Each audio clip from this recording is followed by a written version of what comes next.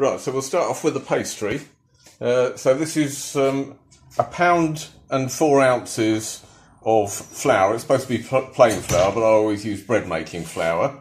And then there's a teaspoon of salt in it.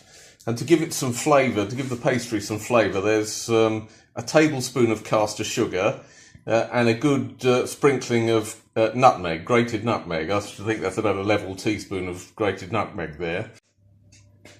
And here's the butter melting in the hot water.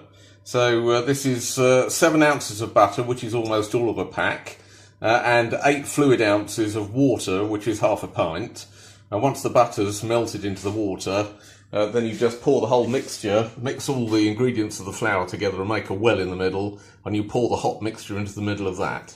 Okay, so here we go. The butter's all melted into the hot water.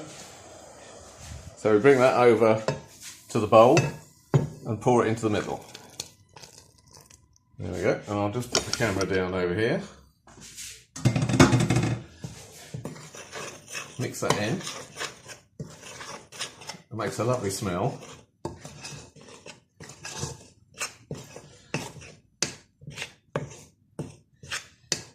And even though it was boiling hot, the flour cools it down, so you should be able to handle it more or less straight away.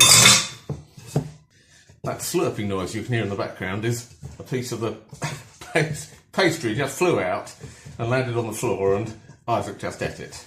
And once it's all homogeneous and you can't see any bits of flour in it, then that's fine, that's made. So you just stick it inside a plastic bag and pop it in the fridge till you're ready to use it. Now this is the cake tin that we're going to make the pie in. I don't really know what size this is. I think it must be about 8 inches across, because that's the span of my hand. But the point about it is that the bottom lifts up like that. So this is going to be quite a deep pie. When it's ready, you need to be able to get it out of the tin. So the bottom lifting up is quite a big feature. It's quite an important aspect to this. These are the ingredients for the pie filling. So what we're going to do is I'm going to try to make a sort of pork pie style vegetarian pie, and it's basically made of pulses. So 2 large onions. This is a tin of black beans. You can use kidney beans, they're just as nice, but I like the black beans. That's a tin of chickpeas. I won't use all of that, I'll use about 2/3 of that. And then lentils, about half a cupful of lentils, and then bread to make breadcrumbs with. So I make my own bread, so I've always got lots of old bits of bread knocking around, so make your own breadcrumbs, and then we'll need to add an egg to it just to stiffen up the mixture when we're finished. The other thing I should have mentioned, ingredients wise, I've just remembered, is parsley. The other ingredient I should have mentioned, I've also just remembered, is cheese. So here's my pan. I've got some rapeseed oil and a generous teaspoon of salt in here already. And you want to be generous with your seasoning, because there's going to be quite a lot of ingredients going into this. So cumin seeds. You can use ground cumin, but I like to use the cumin seeds. That's 1.5 teaspoons. And then paprika. That's 1 teaspoon, quite heaped. And then quite a lot of black pepper. I'll measure this out with a teaspoon. I usually just do it with my hand. That's about a level teaspoon of black pepper. So that's your spices. And then your onions, chopped up reasonably small. There we go. And you just leave those.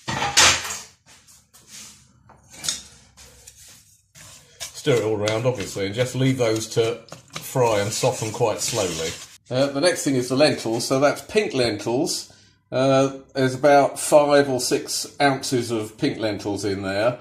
And you put in the pan about twice as much water as you've got the volume of lentils, so enough to cover them quite generously. And then you just simmer them till they go soft. But don't put any salt in this pan with the lentils, because the salt makes, I've never actually done it, but apparently the salt makes them go hard and they won't soften up properly. The next thing is the beans. I don't know if you can see those in there. Chickpeas and black beans. And I always put them in a flat-bottom saucepan, my largest flat-bottom saucepan. And the reason I do it like that is because I haven't got a food processor, so I mash them instead. So this is what you end up with. I'll show it to you there if you can see that. Okay, there's the breadcrumbs in there. There's about, I should say, about 3 ounces of breadcrumbs in there. 3 to 4 ounces, quite a lot of breadcrumbs, but they don't weigh very much. And then the next thing is to grate in some cheese. And that's about 4 ounces of cheese. In fact, I've just weighed it, and there's about 6 ounces of cheese, so we'll grate that in. Quite a lot of cheddar, and that's just a good, strong, mature cheddar. Okay, the next thing is the parsley. That's a nice pot of parsley I just bought from Tesco's. And I think I'm probably going to have most of the top off of this. And you just chop it up as finely, there you go. Chop it up as finely as you can manage. So by this time, there's your lentils. They should be getting nice and soft. If you try them, they should just be nice and soft. And that's the onions, which are also getting nice and soft. So the next thing to do is drain the lentils through a sieve to get rid of the excess moisture. And then they go in there. And once it's all mixed together like that,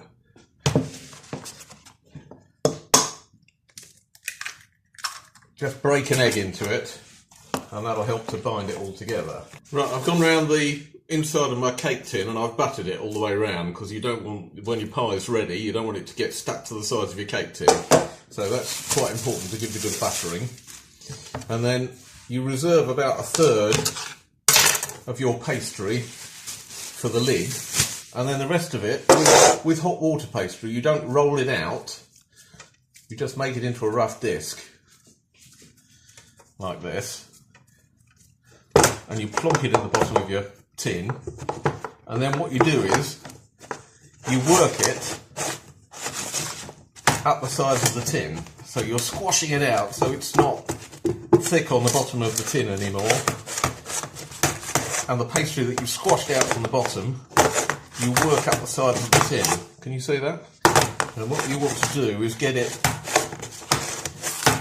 so that it projects above the top of the tin, so you've got a nice kind of lip about 1 centimetre, half a centimetre to 1 centimetre high, standing up above the top edge of the tin. What you want to do particularly is try to get rid of any thick bits in the corners, but also avoid any transparencies where you've pushed and it's gone right through to the bottom. Here we are, you've got a nice rim above the edge of the cake tin, and you've got a reasonably flat bottom, and it's nice and thin up the sides, but not too thin, no breaks in the pastry area.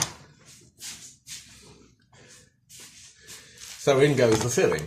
Now this time we are going to do a bit of rolling out, because we want to make the lid now, and we want a nice flat bit of pastry for the lid. So if you just put the cake tin on top of your bit of pastry that you've rolled out, you can see very quickly whether it's about the right size or not. Now at this point you want to beat an egg, so just brush your pastry with beaten egg, because this will help it to stick. And brush around the lip of pastry that you've got round your pie, because that will help too.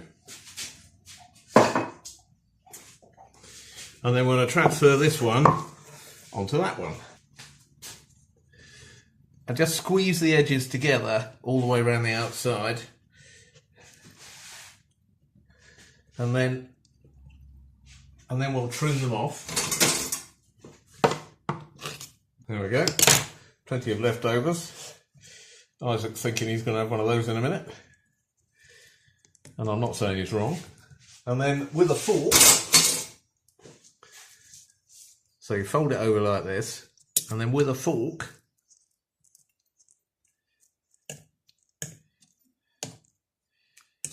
just press it all down, and in the middle you make an air hole.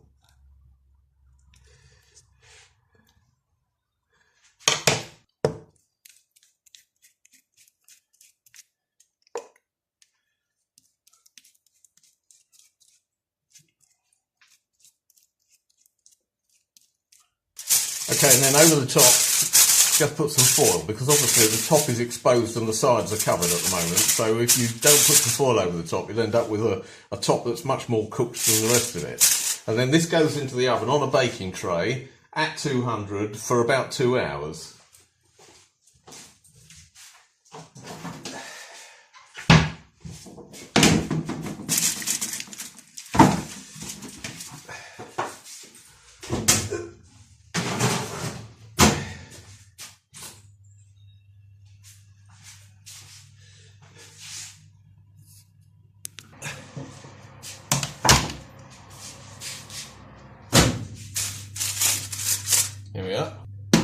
Now this is the nerve-wracking bit. The first time I did this, when I made a turkey pie after Christmas a few years ago, I was really shitting myself doing this bit when you take it out of the tin, because you're always worried it's just going to collapse. But it shouldn't do. There we are. Actually, this one's probably easier than the turkey pie, which is full of gravy, so one that's full of gravy, there's always a risk that it's just going to come leaking out, but this one hasn't got any gravy in it, so it's nice and dry, quite solid looking. Leave it on the base of the cake tin for the time being. Brush it all over with egg, with the beaten egg, and this will give it a nice brown, kind of shiny finish. So you brush it all over with the beaten egg and then put it back in the oven for another half hour or so. So here we are, 30 minutes later. So this is another opportunity to shit yourself, taking it off the cake base, but it should just come off quite easily. There we are. Okay, so here's Mollie at the surgery, tasting the pie. Ooh. This is a couple of days after it was made. I made it on Sunday. Throw this bite into it. Yes. It smells nice. Smells Good. good. Is it nice? Oh, lovely. Good. There we are. Mm. Everyone a winner.